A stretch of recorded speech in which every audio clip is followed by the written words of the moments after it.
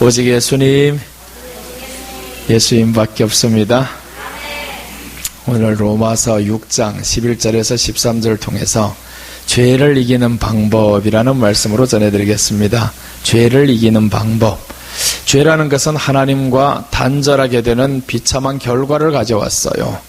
그리고 죄라는 것은 에덴 동산에서 살 수 있게 되었던 아담의 행복을 빼앗아 갔습니다.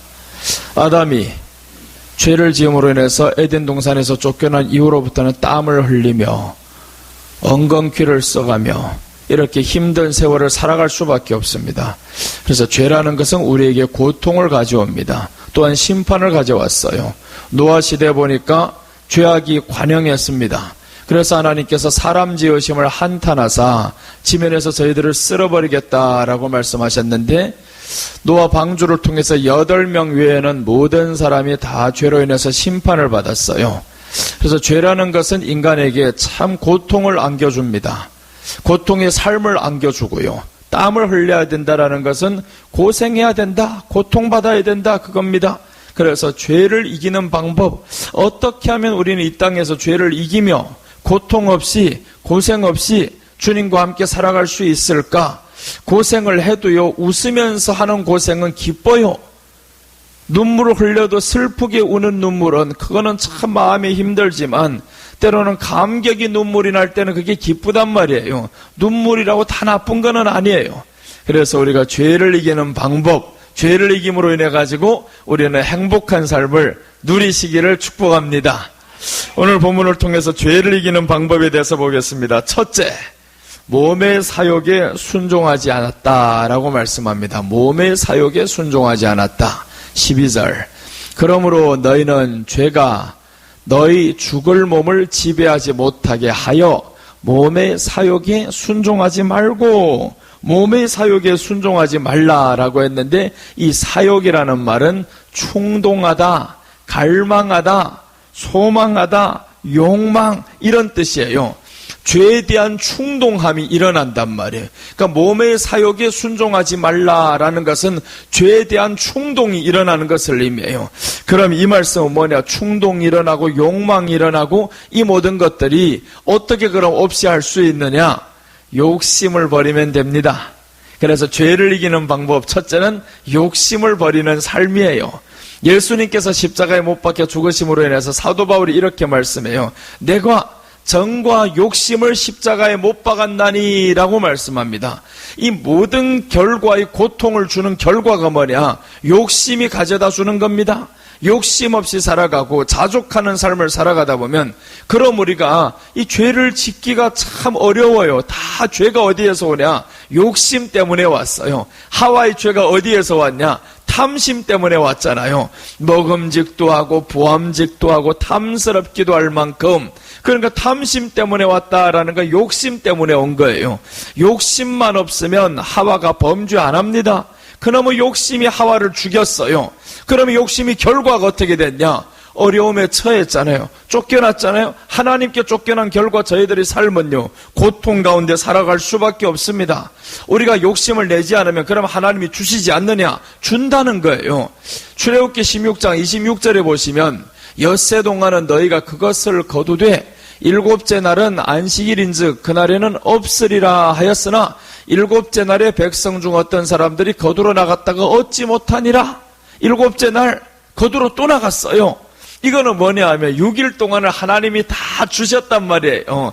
주셨는데 만족이 안 되는 거예요. 혹 내일도 내가 더 줄 수 있고 더 얻을 수 있고 그래서 나가는, 이거는 이제 주일날을 위해서 하는 말이 아니에요. 욕심에 대해서 오늘 비유하는 말씀입니다. 아니 6일 동안 하나님이 안 주셨으면 주일날이라도 내가 해야지. 6일 동안 일 못했으면 주일날 일하러 나오십시오 하면 어떡해요? 그럼 나간단 말이에요. 그런데 6일 동안 하나님이 이 사람들에게 먹을 것을 다 주셨어요. 그런데 사람들이 또 나간단 말이에요. 그게 뭐냐? 욕심이라는 거. 욕심. 우리는 약해서 어쩔 수 없이 일해야 될 수 있는 환경이 있어요. 우리는 직원이다 보니까 회사에서 주일날 못 쉰다 이러면 약해서 어쩔 수 없이 해야 되는 상황이 있는가 하면, 그런데 사장이 그러면 안 되지. 사장은 자기가 약한 거는 아니에요. 쉴 수 있다는 결단만 내면, 욕심만 안 내면 할 수 있단 말이에요. 그러니까 우리가 욕심을 버리는 삶을 살면 죄를 이길 수 있습니다. 죄를 이기고 나면 그때부터 사람들의 마음에 기쁨이 올 수 있고요. 그때부터 모든 일이 열려지기 시작할 수 있어요. 사람이 보이기 시작하고 행복이 보이기 시작하고. 그런데 욕심이 들어온다라는 거 왜 그러냐? 누구와 비교를 해야 되니까 욕심이 오는 거예요. 나 혼자만 산다 하면 절대 사람들요 옷 살 필요가 없어요. 나 혼자만 산다 하면 커트고 뭐고 신경 쓸 필요가 없어요. 온 지구상에 나 혼자만 산다. 아담이 에덴 동산에서 하와하고 둘이 살 때는 하와가 제일 이뻤어요. 야, 내 살 중에 살이다, 뼈 중에 뼈다, 제일 좋았는데, 그런데 죄가 들어오니까 문제가 생깁니다. 창세기 6장에 보면 사람들이 죄가 들어오니까 하나님의 아들들이 사람의 딸들의 아름다움을 보고 자기가 좋아하는 모든 여자로 아내로 삼는지라 이렇게 말했어요. 사람이 많다 보니까 비교가 되는 거예요. 내 아내는 왜 이 모양 이 꼬라지야? 내 남편은 왜 이래? 이러면서 비교하다 보니까 사람들 마음에 죄가 들어옵니다. 죄가 들어온 결과 하나님의 심판을 받았어요. 더 큰 어려움이 왔습니다. 그러니까 우리가 죄를 이기는 방법 하나가 있습니다. 욕심 버려야 됩니다. 욕심만 버리면 죄가 안 들어와요.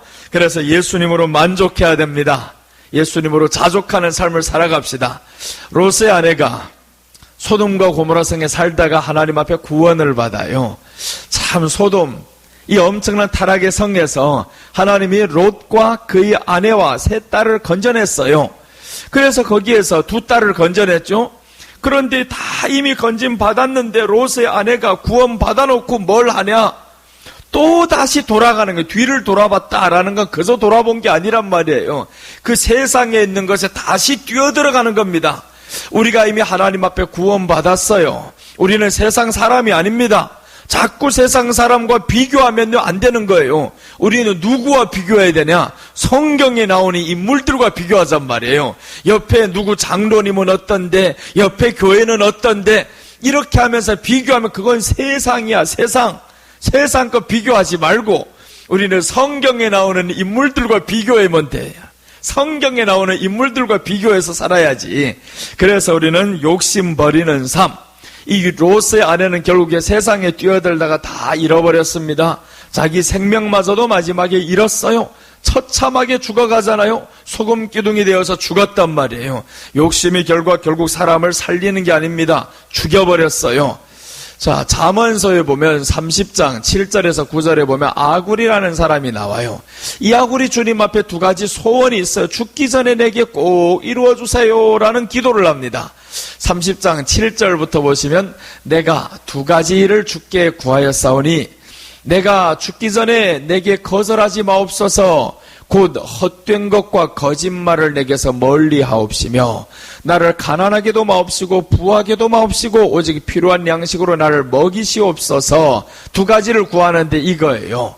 죽기 전에 하나님 내게 거절하지 마세요. 헛된 것, 거짓말 버리게 해주세요. 그럼 헛된 것이라 뭐냐면 세상의 모든 것을 솔로몬이 이렇게 말씀했어요. 헛되고 헛되니 모든 것이 헛되도다. 그러니까 세상의 거 구하지 말라는 거예요. 네가 구해봐도 다 헛된 거다. 이런 헛된 걸 구하지 말라. 그 다음에 거짓말을 내게 멀리 하옵소서 했는데 이 거짓말은 일상생활 속에서 도덕적인 거짓말을 말하는 게 아닙니다. 진리를 향한 거짓말하지 않게 해주세요. 진리라는 건 예수님을 믿지 않는다라는 거짓말, 예수님이 없다라는 거짓말, 이런 거짓말 내가 하지 않게 해주세요. 그러니까 그 거짓말을 안 하면 우리는 뭐 하는 사람이냐? 구원받은 사람이 되는 거예요. 그러니까 이 사람이 끝까지 구하는 거, 세상 헛된 거 구하지 않고 거짓말 내게서 멀리하게 하옵시며, 자꾸 믿다 보니까 믿음의 생활 가운데 우리가 거짓말이 나와요. 하나님이 마음에 없는 것 같단 말이에요. 없는 삶을 살 때도 있어요. 그러면 이 마음에서 거짓말을 한단 말이에요. 예수님이 있나 없나? 있나 없나? 이런 의심하는 이런 것이 바로 거짓말이라는 거예요. 그래서 우리가 끝까지 이런 거짓말 하지 맙시다. 예수님은 살아계십니다. 그래서 우리가 만족해야 되는 거예요. 9절에 보면 홍내가 배불러서 하나님을 모른다. 여호와가 누구냐 할까 하오며 홍내가 가난하여 도둑질하고 내 하나님의 이름을 욕되게 할까 두려워함이니이다. 이건 돈의 관계예요. 돈의 문제. 그래서 하나님 앞에 돈도 구해야 되는데 아버지요, 내가 돈을 만족할 만큼 주시옵소서. 만족이라는 건 사람이 마음에 달렸어요. 그러니까 아버지요, 내가 가난하여서 남의 것을 도둑질하지 않게 해주세요. 어떤 사람은요 100억 있어도 도둑질하는 사람이 있어요. 요즘에 탈세 혐의를 받아가지고 조사받는 사람들 있죠. 그게 없어가 도둑질하는 게 아니란 말이에요. 많이 있는데 계속 가난하게 생각되는 사람이 있어요. 왜 그러냐? 다른 천억과 비교하고 다른 큰 회사하고 비교하다 보니까 나는 자꾸 어려워지는 거예요. 그래서 그렇게 돈을 많이 벌면서도 탈세하고 내지 않고 더 많이 받기를 원하고, 이런 사람들은 결국에 죄를 이길 수 없습니다. 믿는 사람들이라 할지언정 죄를 이길 수가 없어요. 죄를 못 이기면 이 사람은 죄에 끌려서 죄의 종노릇하고 사망에 갈 수밖에 없는 거죠. 그래서 우리가 하나님 앞에서 만족을 해야 됩니다. 만족을 하면 우리 앞에 환한 길이 보입니다. 그래서 만족하면 되는 거예요. 만족. 자, 그 다음에 이제 야고보서 1장 14절에 보면 오직 각 사람이 시험을 받는 것은 자기 욕심에 끌려 미혹됨이니 욕심이 잉태한 즉 죄를 낳고 죄가 장성한 즉 사망을 낳느니라. 시험 받는 일이 있다는 거예요. 욕심에 끌려서 그렇다. 욕심만 없으면 시험 받을 일이 없다라는 거예요. 그러면 욕심에 끌리지 않으면 죄를 질 일이 없다는 거죠. 다 죄라는 것이 욕심 때문에 온다. 그런데 이 욕심이 잉태하고 죄를 장성하면 어떻게 되냐? 사망을 낳느니라. 결국 망한다라는 거예요. 욕심 내가지고 잘 살면 괜찮아요. 그런데 망합니다. 그럼 어떻게 해야 되냐면 자족하는 삶을 통해서 늘 검소하게 살아가야 됩니다. 검소하지 않다가 우리가 지금 버는 대로 다 써버리면요 어떻게 되느냐? 그럼 마지막 때 어려워집니다. 만약에 지금 코로나 상황에서 돈도 잘 벌지 못하잖아요? 그럼 우리가 이런 날이 계속 이어지면 어떡합니까? 돈을 모아둔 사람이 살아가는 거죠, 이제. 돈을 모아둔 사람이 살아가는 겁니다. 계속 이렇게 장기화가 되면 어떻게 해요? 돈을 나라에서 계속 줄 수가 없잖아요? 그러면 이제 모아둔 사람이 삽니다. 누가 모으느냐? 안 쓰는 사람이 모으는 거예요. 어떤 사람 그렇게 말합니다. 절약해가지고 되냐고요. 절약해야 우리가 돈이 남는 거예요. 버는 대로 다 쓰는, 돈은 벌어야 남는다고요? 지금 벌 수 있습니까? 벌지 못하는 거예요. 누가 벌면 돈이 남는 줄 몰라요. 벌지 못하는데 어떻게 해요? 벌지 못할 때는 절약하는 것밖에 없어요. 평소에 10을 쓴다면 2를 쓰고 8을 남기는 거예요. 이렇게 해서 자꾸 아껴 검소하게 하다가 왜 검소해야 되냐? 훗날에 다가올 어려움 때문에 검소해야 되는 거예요. 지금 이대로 계속 벌 수 있으면요 아낄 필요가 없어요. 내일도 또 생활이 보장되는데 왜 아낍니까? 아끼는 사람이 바보지. 그런 사람들 바보예요. 그런데 우리 삶이 보장이 안 됩니다. 내일 일이 보장이 안 됩니다. 하나님이 우리를 지켜주신다고 하는데 코로나를 통해서 봐보세요. 어떻게 지켜주십니까? 하나님은 우리를 이기도록 만드시는 겁니다. 믿음에서 이기도록 만드는 거지. 그러면 믿음의 생활 제대로 된 지혜가 없는 사람들 이기지 못하는 거예요. 그럼 하나님이 나를 어떻게 함께 안 하셨냐? 하셨어요. 함께 하셨는데 네가 지혜 없게 살았다라는 거예요. 지혜 없게 살아가면 돼지와 같이 결국 마지막에 자기가 죽는 꼴을 모른다라는 거예요. 돼지가 실컷 퍼먹다가 언제 죽는지 모르고 죽는 게 돼지잖아요. 그러니까 우리가 그렇게 살면 안 됩니다. 마지막 때를 생각해야 되는 거예요. 코로나를 통해서 하나님이 미리 축복된 삶을 우리에게 주셨어요. 뭐냐? 봐라, 이 훗날에 더 어려움이 온다. 코로나보다 더 어려움이 오면 일 못합니다. 그때 이렇게 모이지도 못하는 거예요. 지금은 그나마 이런 전염병이 우리를 죽이지 못하고 마스크라도 하고 있으니까 괜찮지. 그러나 더 큰 전염병이 오면 모이지 못합니다. 아무리 예배 중요하다고 해서 모일 것 같습니까? 못 모입니다. 그럼 그때는 어떻게 해야 되냐면 소모임을 해야죠. 우리가 이렇게 영상으로 예배를 드리든지 소그룹을 하든지 이렇게 이제 갈 수밖에 없어요. 돈도 못 벌면 그러면 어떻게 해요? 그럼 이제 그때는 자기가 있는 것을 쓰는 수밖에 없죠. 더 어려우면. 그래서 여러분들 계속 내가 전부터 그러잖아요. 아껴야 된다. 아끼지 않고 계속 그대로 쓰다 보면요. 있는 대로 쓰다 보면 큰일 납니다. 되도록이면 쓸데없는 거 이제 하지 말아야 되는 거예요. 계속 아껴서 통장에 돈이 많이 있어야 돼요. 통장에. 그럼 은행에도 든든하지 않단 말이에요. 은행도 든든하지 않으면 어떻게 하느냐? 집안에다 둬둬가서 비밀 뭘 하나 해가지고 그런 게 가지고 비밀 금고를 해가지고 두든지 결국에 마지막에 누가 살아남나요? 돈이 있는 사람이 살아남아요. 돈이 없으면 결국 마지막에 어떻게 됩니까? 지금 물가가 자꾸 올라가고 하는데 돈은 벌지 못하지. 그럼 누가 살아가요?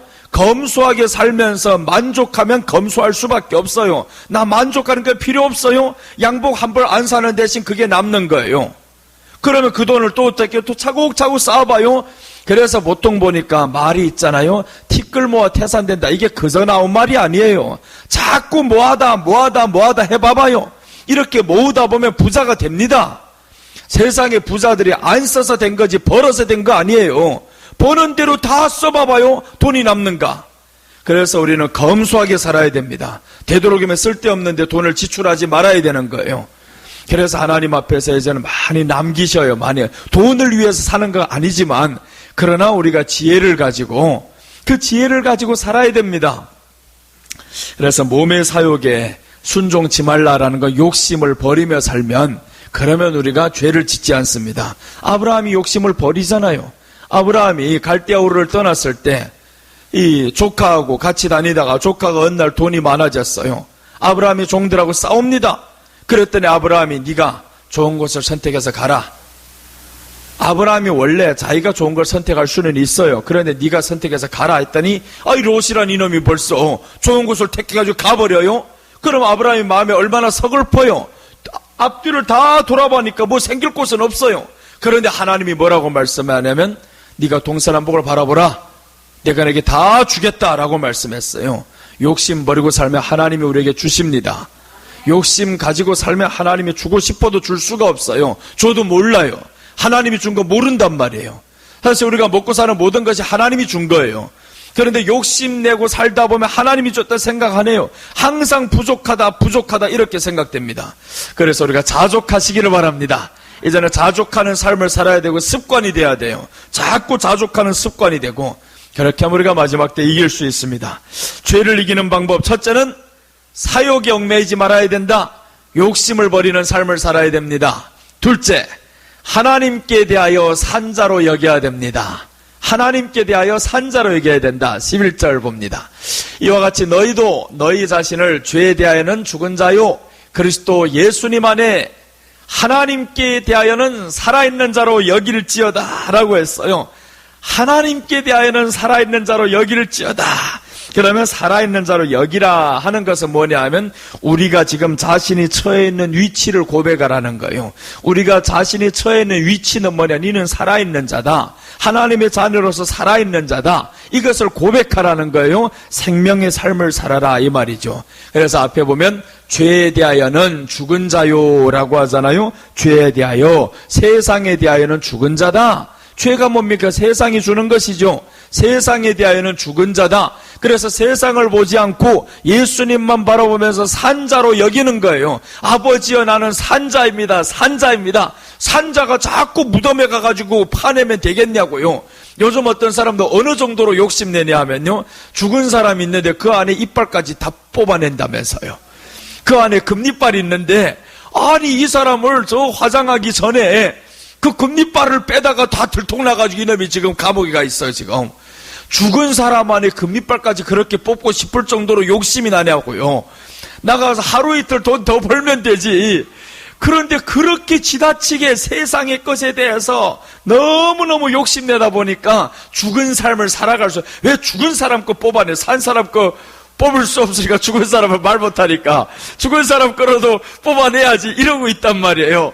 그게 바로 죽은 삶이요. 네가 죽었다 세상의 것에 대해서 자꾸 얻고자 세상의 것에 대해 살아있으면 영의 것에 대해서 죽을 수밖에 없어요. 우리가 세상 것에 대해서 죽기 시작하면 영의 것이 열리고요. 영의 것이 열리면 하나님이 육적인 걸 줍니다. 하나님이 이날을 지키고 복되게 하사라고 했는데 복을 받게 되어 있어요. 그래서 우리는 복받는 존재로 살아갈 수밖에 없게 하나님이 만드셨는데 이 하나님 앞에서 우리가 세상 것을 택하고 하나님을 택하지 않으니까 죽은 자처럼 살아가니까 그러면 복받을 수가 없어요. 우리는 살아있는 자입니다. 매일매일 하나님 앞에서 아침 일어날 때마다 너 살아있는 사람이다. 그렇다고 내가 뭐 살아있는 게 뭡니까? 하나님의 생명을 받은 사람으로 사는 거죠. 그걸 고백하는 거예요. 누가 살았지 않아서 다 살았지. 그런데 세상에 대하여선 죽고 하나님으로 대해서는 살았단 말이에요. 그것을 하나님 앞에서 매일 고백합니다. 나는 지금도 고백하는 한마디가 있어요. 성문왕, 너 부자다. 왜 그래? 어릴 때부터 어렵게 살고 가난하게 살았고, 그러다 보니까 자꾸 부자다 고백합니다. 내가 부자인데 부족한 게 없지. 부자라고 자꾸 고백하다 보면 나는 부족한 게 없다라고 생각하며 사는 사람이에요. 부족한 게 없어요? 누가 봐도 부럽지도 않아요. 회장 뭐 어쩌고 해도 부럽지도 않습니다. 부러운 거 하나도 없어요. 그래서 우리 안에는 진정 살아있는 자로 여길지어다가 중요합니다. 살아있는 자로 여길지어다. 그러면 자꾸 고백한 거죠. 이제 또 어떤 사람은 건강이 안 좋아요. 어떤 사람은 가정에 문제가 있어요. 그럼 자꾸 이렇게 선포를 한단 말이에요. 나 건강할지어다, 가정에 형통할지어다, 악한 것들 떠나갈지어다, 이렇게 자꾸 선포를 하는 거예요. 그래서 하나님이 우리로 하여금 산자로 여길지어다 라고 했어요. 산자로 여겨야 됩니다. 생명의 삶을 살아야 되는 거예요. 모세가 좋은 기회가 왔어요. 어릴 적에 어머니로부터 이제 양육받지 못하고 저 강에 흘러 보냈습니다. 그래서 애굽에서 40년 동안 자라다가 바로의 공주의 아들이라고 지금 커서 거기에서 왕자로 살아가는 게 얼마나 좋아요. 그런데 모세가 어느 날 하나님의 일을 하고 싶었어요. 그래서 하나님의 일을 하고 싶고 신약에 와서 보니까 모세를 향해서 뭐라고 말씀하냐면 그저 하나님의 일이 아니에요. 이 사람은 하나님의 일을 한다는 건 뭘 대가로 지불해야 되냐, 이 사람이 확실히 알았던 사람이에요. 히브리서 11장 24절을 보면 믿음으로 모세는 장성하여 바로의 공주의 아들이라 칭함받기를 거절하고 도리어 하나님의 백성과 함께 고난받기를 잠시 죄악의 낙을 누리는 것보다 더 좋아하고, 잠시 죄악의 낙을 누린다라는 거예요. 우리가 세상의 삶이라는 것, 죽음의 삶이라는 건 잠시 죄악의 낙을 누립니다. 요즘에 코로나 때문에 봐봐요. 이 청년들이 아직까지 정신없이 클럽에나 돌아다니고 그러다가 잠시 죄악의 낙을 누리다가 얼마나 많은 사람들 해치고 자기 가족들을 해치고 그랬습니까? 그런데 요즘에 모범이 되는 어느 한 회사가 있어요. 저 송파에 롯데 물류센터는 확진 환자가 한 명이 나왔어요. 그런데 246명의 사람이 있었는데, 같이 일했는데 그 사람들 마스크를 한 번도 안 벗었다는 거예요. 그런데 확진 환자 한 명도 안 나왔어요. 그 사람 말고는. 그러니까 이게 뭐냐 하면 조금 불편해도 불편함을 감수하고 살다 보면 그러면 하나님이 우리를 지켜주신다라는 거예요. 불편한데 너무 자기 마음대로 편한 대로 살려고 하다 보면 심판받잖아요, 결국에. 그래서 우리는 조금 세상의 낙을 누리는 것보다, 죄악의 낙을 누리는 것보다 하나님의 백성과 함께 고난받기를 더 즐거워했다. 그게 생명의 삶인 거예요. 살아있는 사람들은 말씀 지키는 것이 더 행복입니다. 함께 조금 이렇게 어려워지고 고난받고 하는 게 행복인 거예요. 조금 지나가면 지나갑니다. 다 지나가요. 어려운 세월이 긴 것 같지만 많이 안 갑니다. 내가 그렇게 어려운 세월이 강남에서 개척할 땐 정말 힘들었어요. 야, 심지어 10,000원 하나 없어가지고 생일 케이크 살 돈도 없어가지고 그렇게 살던 삶이 언제 지나갈까 그때는 했는데 지금 와보니까 금방 지나가 버렸잖아요. 지금 와보니까 금방 지나갔어요. 이제는 뭐 없어서 못 먹는 게 아니라 너무 많아서 안 먹어요. 나가면 사람들 자꾸 사주려 그래가지고 사정을 해요. 목사님 저녁 드시면 안 되겠습니까? 안 먹는다는데 저녁 드시라고 사정을 한단 말이에요. 그런 일이 왜 그러냐? 예수님으로 만족하고 그 안에서 생명의 삶을 살아가면 하나님께서 부족한 것 없이 채우십니다. 조금만 지나가면 이겨요. 조금만 지나가면. 그런데 사람들 그 조금을 기다리지 못해요. 그래서 결국에 세상의 삶을 선택하다 보면 어떻게 되나 심판받는 겁니다. 그래서 우리는 정말 하나님께서 모세를 통해서 봤던 것처럼 하나님의 백성과 함께 고난받기를 좋아했다라는 거, 좋아했다. 예수님께서도 이렇게 말씀합니다. 히브리서 11장 25절 26절 보시면 예수님께서 이러시되 나는 부활이요 생명이니 나를 믿는 자는 죽어도 살겠고 무릇 살아서 나를 믿는 자는 영원히 죽지 아니하니니 이것을 내가 믿느냐라고 말했어요. 그러니까 나는 부활이다, 살아있는 자다라는 거죠. 살아있는 자다라는 고백을 예수님이 하셨어요. 그러니까 우리가 어떤 고백을, 살아있는 자다라는 고백을 해야 됩니다. 나는 생명의 삶을 산다, 살아있는 자다, 이 고백을 자꾸 하는 거예요. 그러니까 예수님은 이 고백을 하기 자꾸 하다 보니까 예수님은 살아있는 자예요. 그러니까 죽어도 살 수 있다는 걸 예수님은 알아요. 우리는 망해도 일어날 수 있다는 걸 알아요. 아무리 망했던 사람도요, 조금 시간이 지나면 다 회복됩니다. 또다시 일어날 수 있고, 그래서 우리가 산자로 여길지어다가 중요한 거예요. 생명의 삶을 살아가는 게 중요합니다. 자꾸 쉽게 포기하거나 그런 사람도 희망이 없어요. 그래서 우리가 나는 부활이요 생명이니, 예수님도 자신을 향해서 그렇게 말씀하잖아요. 그 다음에 서문학교에 보면 계시록 7교회가 나온단 말이에요. 초대교회, 에베소 교회는 초대교회를 예표했는데 서문학교회는 모략, 순교 시대를 예표합니다. 그 죽음의 시대를 예표하는 이 사람들에게 예수님이 나타나는 모습을 보면 이런 모습으로 나타나요. 계시록 2장 8절 보시면 서문학교회 사자에게 편지하라. 처음이며 마지막이요 죽었다가 살아나시니가 이러시되, 죽었다가 살아나시니가 이러시되, 그러니까 나는 생명이다. 죽어도 다시 살아난다. 그러니까 생명으로 예수님을 여기는 거예요. 원래부터 자신은 생명으로 여겼어요. 나는 생명이다, 생명이다, 빛이다, 빛이다. 이렇게 여겼던 예수님은요, 이 사람들에게 나타났는데 나는 부활이다. 죽었다가 살아났다. 그러니까 서문학교회가 이때 다 이깁니다. 엄청난 고난이 오고 핍박이 오고 죽음이 몰려오는데 이 사람들 이겨나가요. 죽음 가운데서도 웃으면서 죽어요. 그런데 하나님이 다시 살리시잖아요. 마지막 때 예수님 오실 때 우리가 다 살아납니다. 없었던 사람도 다시 다 살아납니다. 그러니까 예수님 오실 날이 이제는 멀지 않았어요. 정말 코로나를 통해서 보면 코로나가 우리에게는 크게 징조를 알리는 겁니다. 지금 예수님이 가까이 오게 된 징조를 알리는 게 지금 코로나. 그래서 이 코로나를 우리가 잘 활용을 해야 돼요. 이 코로나를 요즘은 떨구고는 설교가 안 됩니다.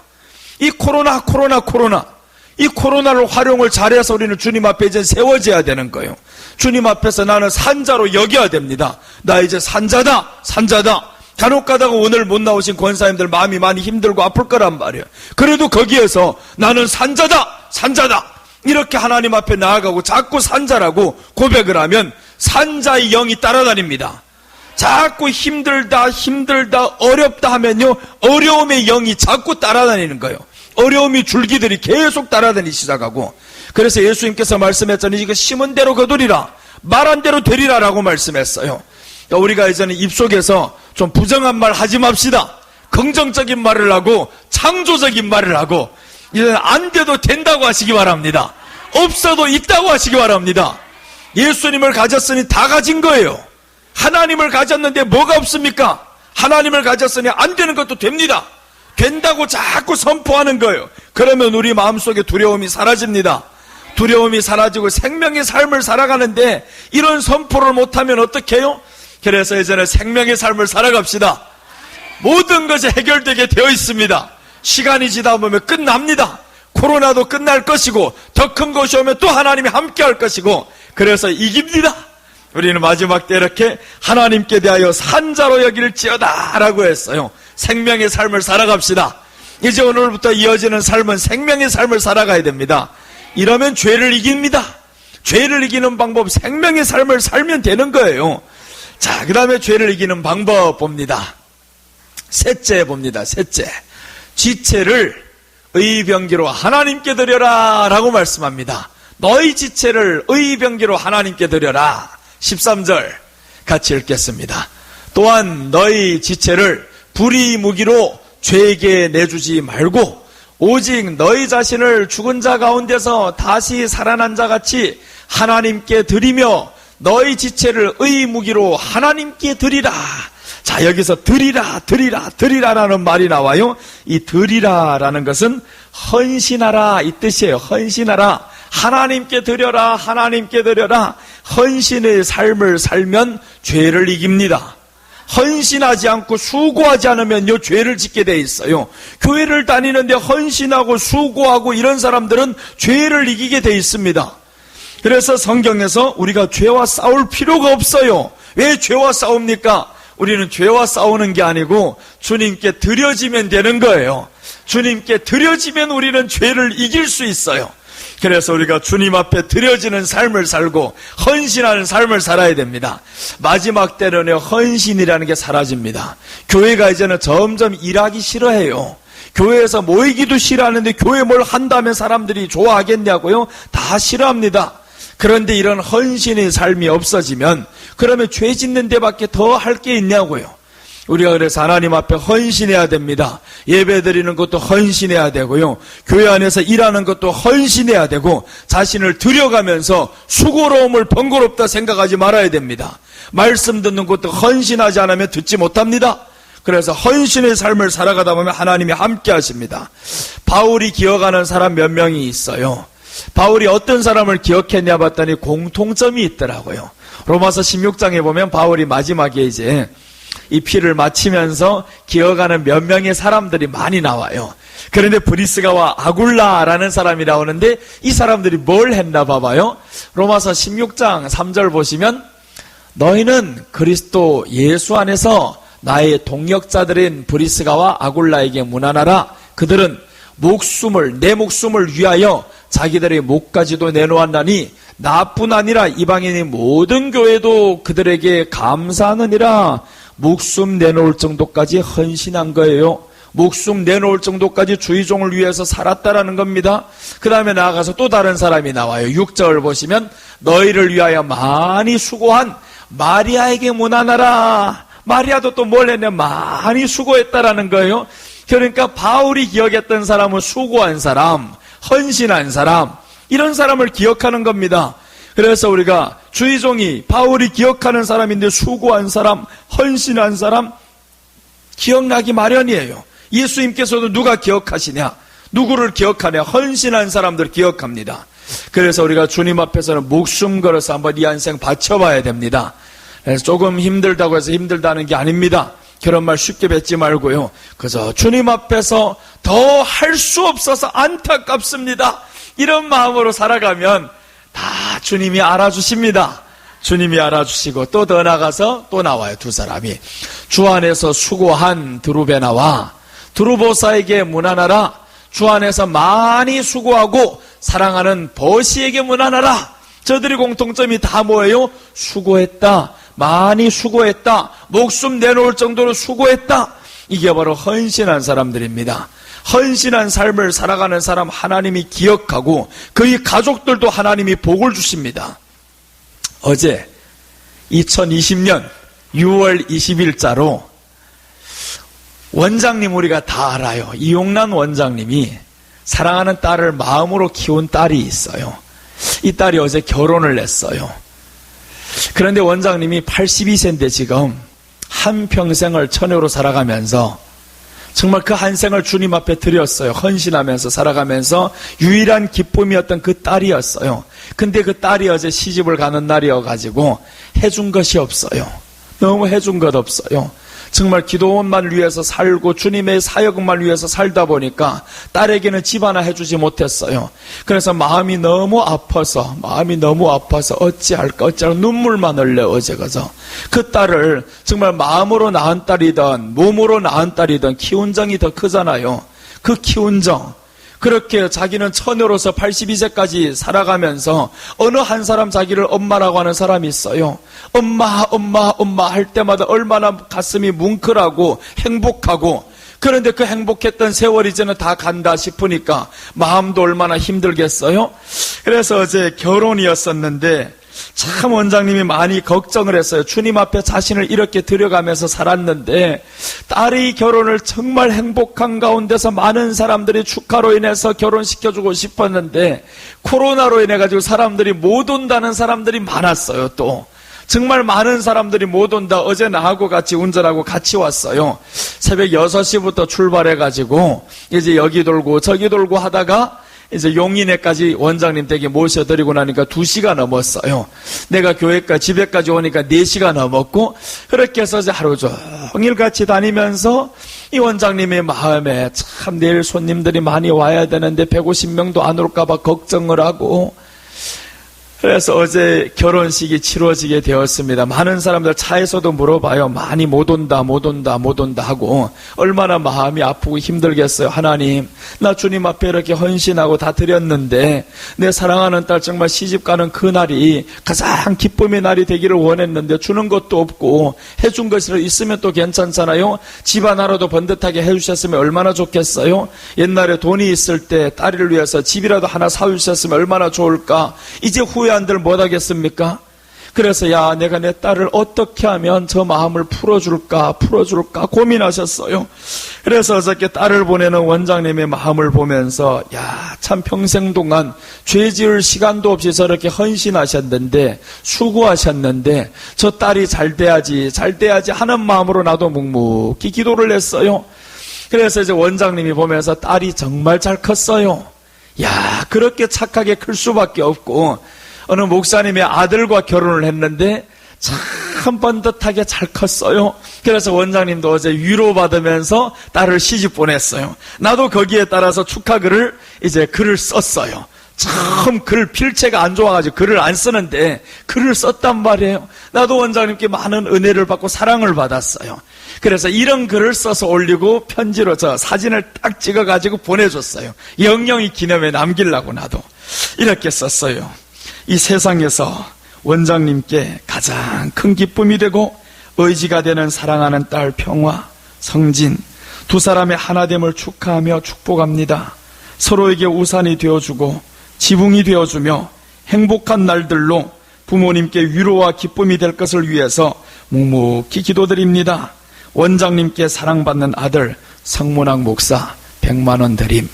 이렇게 해서 어제 드렸어요.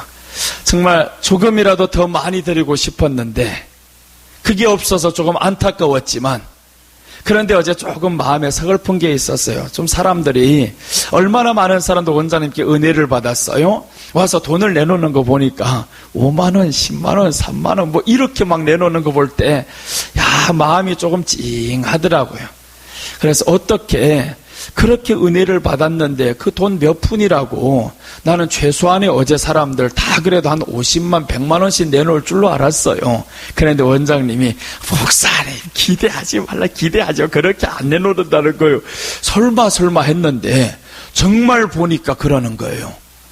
와, 그러나 이제 많이 하신 사람도 또 있겠죠. 은혜를 받아서 늘 이제 은혜를 감사하며 그렇게 드리는 사람도 있겠지만, 나는 정말 마음에 너무 감사를 해서, 너무 감사해서 정말 이렇게라도 조금이라도 더 표현하고 싶고, 이 훗날에 더 있으면 이제 가면 갈수록 원장님이 연세도 더 있어지고 그런단 말이에요. 그럼 이렇게 하나님 앞에서 수고한 사람들을 우리가 이렇게 대하면 하나님이 복이 내게 오지 않을까요? 옵니다. 그래서 브리스가와 아굴라가 바울을 위해서 내 목숨까지 내놓겠다라고 했는데 모든 교회들아 그에게 감사하라라고 하잖아요. 그러니까 이렇게 주님 앞에서 살아가는 사람을 위해서 드리면 하나님이 복을 주시는데, 그걸 모르고 자기 손에서 나가는 것 조금만 생각한단 말이에요. 그래서 저렇게 드리면서도 나는 마음에 참 부족하다, 내가 이것밖에 할 수 없다는 게 참 마음이 안타깝고, 그래서 우리는 늘 하나님 앞에서 부족한 마음으로 살아가시기를 바랍니다. 내가 이제 원장님을 어머니라고 불러요. 그러면서 네가 그것밖에 할 수 없다라는 사실이 참 마음에 아팠어요. 참 어디를 가나 원장님은 나를 많이 소개하려고 합니다. 정말 많은 목사님들에게 가서 내가 이 목사님을 어떻게 알았고 거기서 말만 끝나면 내 소리만 나와요. 그렇게 계속 세워주려고 그러고, 기도원에서도 이번에 봐봐요.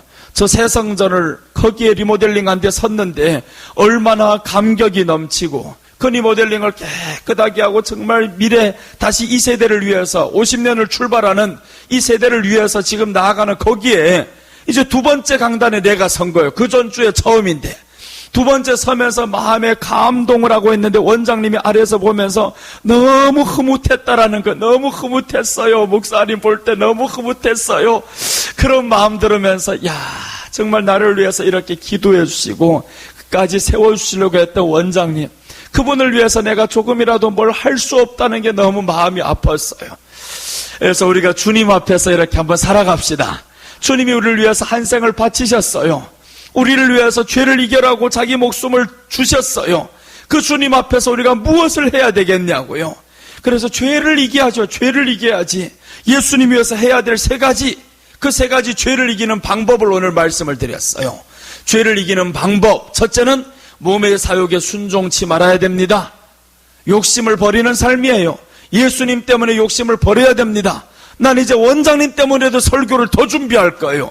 더 아름답게 더 준비하고 더 깊이 있게 준비하고 계속 시키면 시킬수록 계속 나오게 하고, 이렇게 해서 한 사람의 은혜도 이렇게 갚아야 되는데 우리를 위해서 죽어오신 예수님, 또 영원히 천국을 준비시켜 오신 예수님을 위해서 내가 과연 무엇을 할 수 있을까 이거예요. 무엇을 할 수 있을까?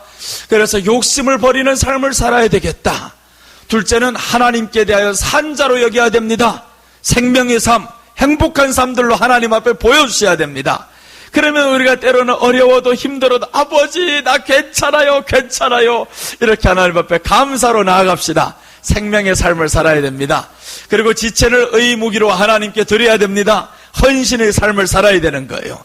헌신의 삶을 살 때 우리 길이 펴지게 되어 있습니다. 열리게 되어 있어요. 헌신하지 않는 삶, 수고하지 않는 사람, 노력하지 않는 사람은 먹지도 말라고 했습니다. 게으른 사람은 개미에게 가서 배우라라고 했어요. 그래서 우리가 하나님 앞에서 헌신하고 수고하고 복받는 사람들 되시기를 축복합니다. 자, 오늘 이렇게 하나님의 말씀 세 가지를 드렸어요. 죄를 이기는 방법에 대해서 우리 다 같이 기도합니다. 주여, 죄를 이기는 방법 들었습니다. 성령님께서 함께 오셔서 정말 만족하는 삶, 욕심 없는 삶, 주님 앞에서 살아보고 감사하는 삶을 살아보고 또한 생명의 삶을 살아보겠습니다. 의병기로 하나님 앞에 드려보겠습니다. 헌신의 삶을 살아보겠습니다. 수고를 하지 않고 부족하다, 조금이라도 더 드릴 수 없을까, 할 수 없을까, 이런 마음으로 살아보겠습니다. 우리 다 같이 하나님 앞에 기도드리겠습니다.